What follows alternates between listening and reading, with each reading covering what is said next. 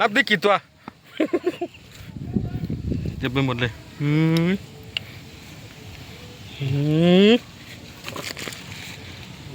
โอ้ย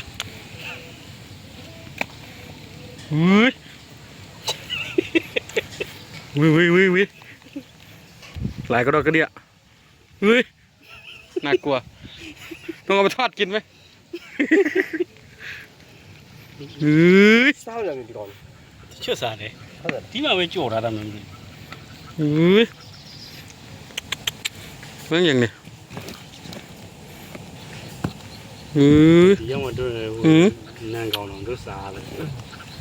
นี่โจทย์เนี่ยโยงเนี่ยนั่งกอง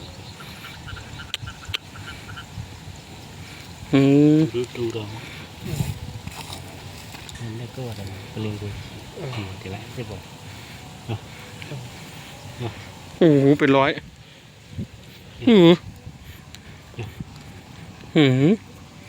เยอะกัดใช่อะไรมันไก่เจาะ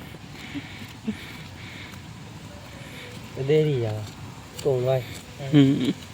คนยังน้องทำยังไงฮะทำยังไงล่ะมันจะมาไงไอ้ยี่เท่อยู่ได้จะตายก็ด้วยไอ้เนี่ยจะไก่ยังไงวะเด้เถอะไอ้เด้